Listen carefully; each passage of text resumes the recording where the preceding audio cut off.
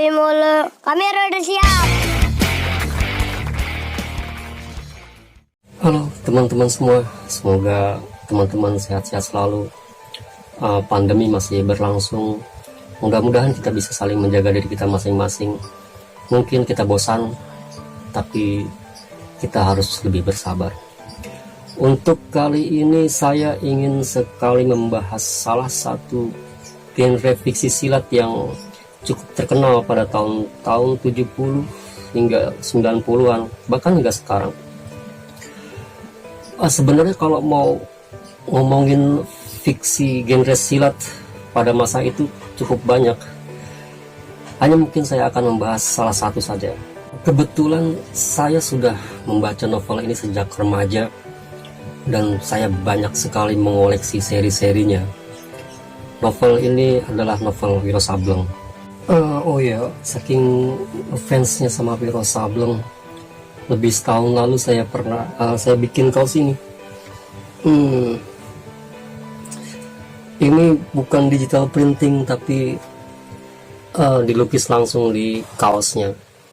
Kaos ini tidak diperjualbelikan ya, karena ini memang saya pesan khusus untuk diri saya sendiri. Umumnya orang mengenal Cersil Wiro Sableng tahun 80-90-an. Sebenarnya Wiro Sableng justru sudah diciptakan oleh Bastian Tito tahun 60-an.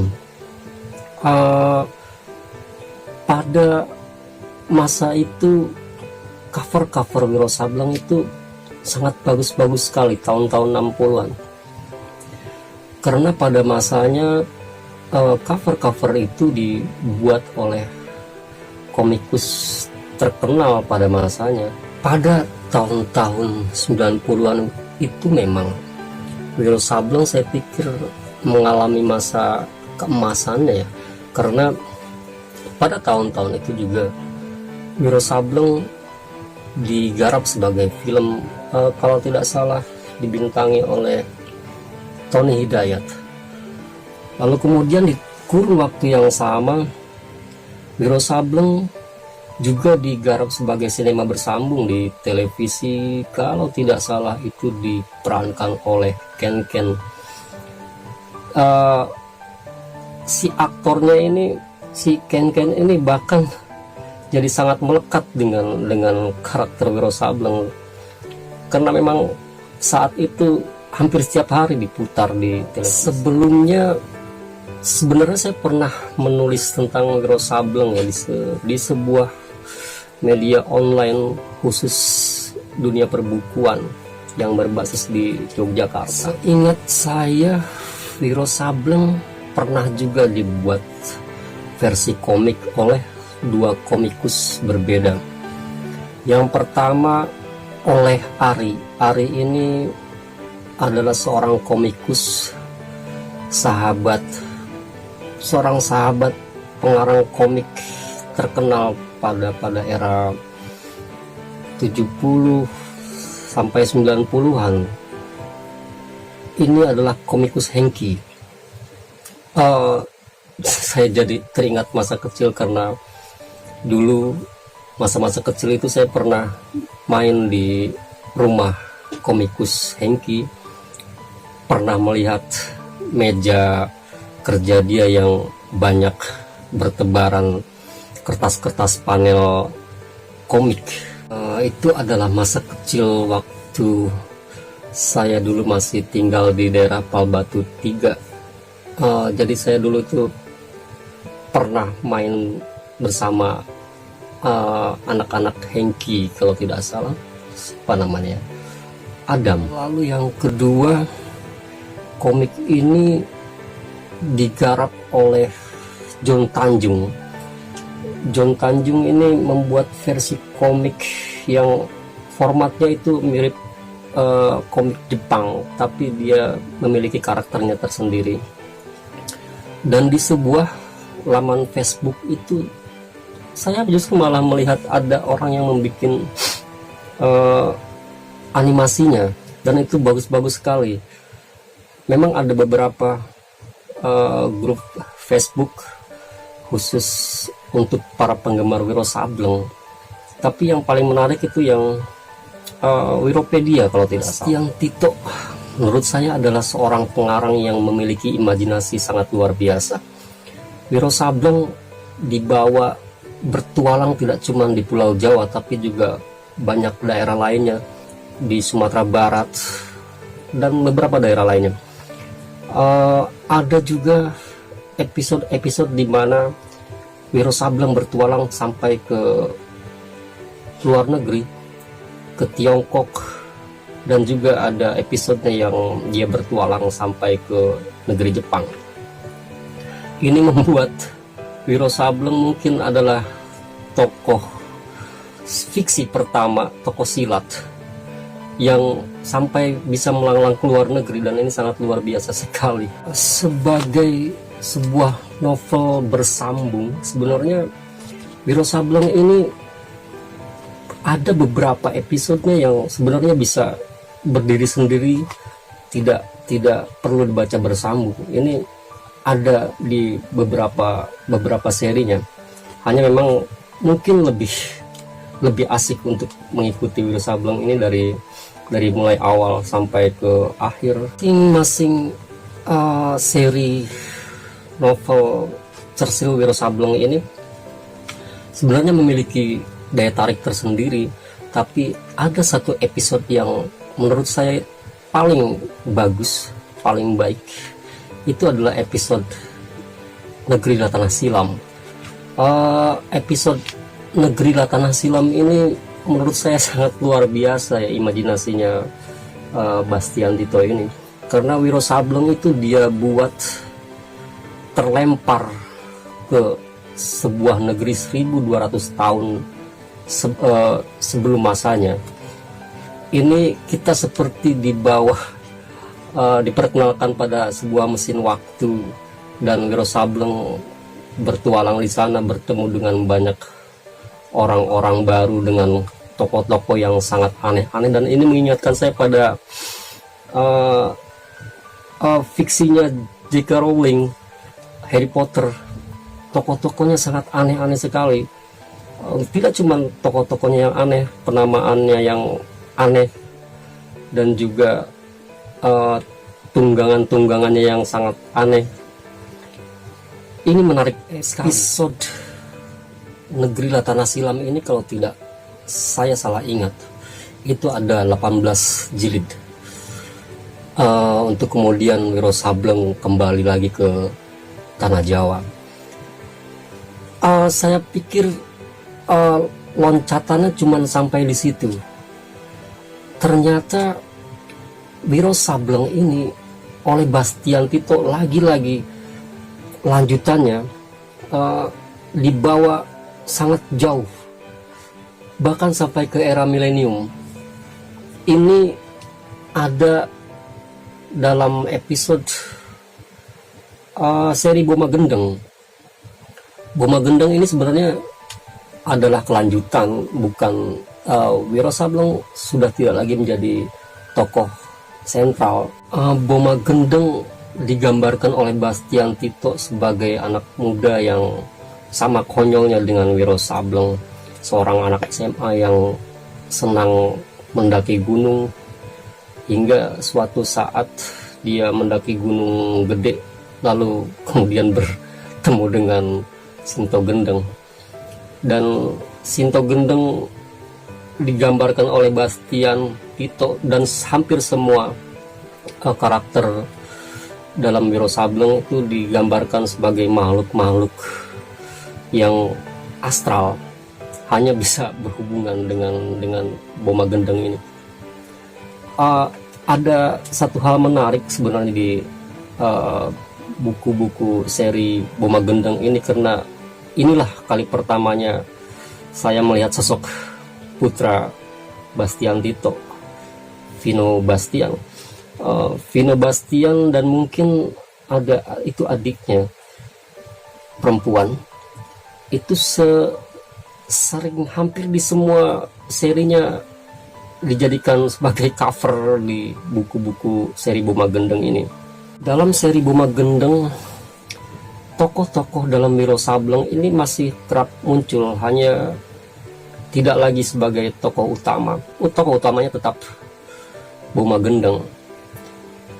Boma ini digambarkan oleh Bastian sebagai adik seperguruannya Wiro Sableng. Saya pikir awalnya tokoh Boma Gendeng ini bukan tokoh yang sudah direncanakan oleh Bastian Tito sebelumnya. Dulu saya menduga bahwa itu cuma serial lanjutan saja agar tidak terlalu membosankan. Ternyata tokoh Boma Gendeng ini sudah direncanakan Bastian jauh sebelum itu, karena tokoh ini pernah muncul di episode setelah kembali ke Wiro Sableng kembali ke tanah Jawa. Tokoh Boma Gendeng ini ada sosok anak kecil yang pernah dititipkan oleh Kiai Gede Pamungkas kepada Sinto Gendeng. Lalu kemudian si anak ini secara tidak sengaja terbunuh oleh Sinto Gendeng. Dan Kiai Gede Pamungkas ini berkata bahwa anak ini kelak akan bereinkarnasi kepada sosok anak muda yang sangat jauh dari masa itu. Bastian Tito, pengarang yang lahir di Sumatera Barat tahun 1945 ini, selain seorang penulis novel, dia juga pernah menjadi seorang jurnalis, kalau tidak salah itu di majalah Vista. Latar belakangnya yang seorang jurnalis ini mungkin yang membuat ketika dia mengarang Wiro Sableng tidak hanya sekedar mengarang saja, tapi melakukan berbagai survei. Dia mempelajari budaya, bahasa untuk setting-setting novel-novel Wiro Sableng ini. Sebenarnya Bastian Tito ini ternyata tidak cuma menulis Wiro Sableng. Dia banyak menulis beberapa karakter silat lainnya. Ada Maesa Edan, Maesa Kelut, dan selain itu dia juga pernah membuat novel bergenre roman, pernah juga membuat novel bergenre detektif. Untuk genre roman masih tetap diterbitkan oleh penerbit Lokajaya, dan genre detektif ini kalau tak salah diterbitkan oleh penerbit Analisa tahun-tahun 60-an. Ada tulisan menarik yang saya baca di Historia. Tulisan ini ditulis oleh Hendaru Trihangguru. Hendaru ini juga mengutip tulisan di Kompas September 1996 bahwa ada seorang pengajar sastra Indonesia di Universitas Sanata Dharma Yogyakarta yang menyarankan bahwa Wiro Sableng ini sebaiknya bisa masuk ke sekolah-sekolah sebagai jembatan pengajaran dan pembelajaran sastra. Satu lagi yang menarik, dalam sebuah buku berjudul 100 buku sastra Indonesia yang patut dibaca sebelum dikuburkan, buku ini disusun oleh Muhyiddin M. Dahlan, Anton Kurnia, dan Taufik Razin. Wiro Sableng ternyata masuk dalam daftar itu.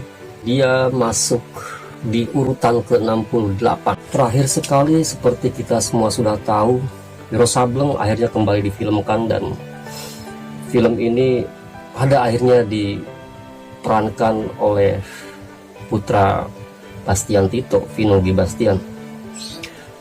Film ini banyak sekali mengalami kemajuan. Pertama, dalam penggarapannya juga berhasil menggandeng perusahaan film Hollywood, Fox International. Ada banyak sekali kemajuan dalam film itu, terutama di kostum-kostum para pemainnya.